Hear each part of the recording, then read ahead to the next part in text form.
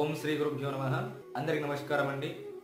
ఈ యొక్క వీడియోలో మైల ఉన్న వారిని ఎందుకు తాకకూడదో తెలుసుకుందాం.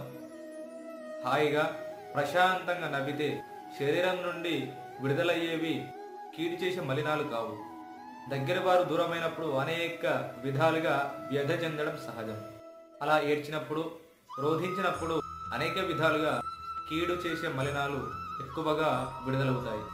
ముక్కుల నుంచి, చెవుల నుంచి, నోటి నుండి, కనుల నుండి అనేక సూక్ష్మ స్థూల మలినాలన్నీ బయటకు వస్తాయి. అలాంటప్పుడు వారిని తాకిన, ముట్టిన, దగ్గరున్న దుస్తువులను తాకిన ఆ చెడు మలినాలన్నీ కూడా మనకు చేరే అవకాశాలు చాలా వరకు ఉన్నాయి. కాబట్టి మైల ఉన్న వారిని తాకకూడదు అని మన పెద్దవాళ్ళు, మన పూర్వీకులు చెబుతున్నారు. కాబట్టి అందరూ కూడా జాగ్రత్త వహించండి. సర్వే జన సుఖినో భవంతు.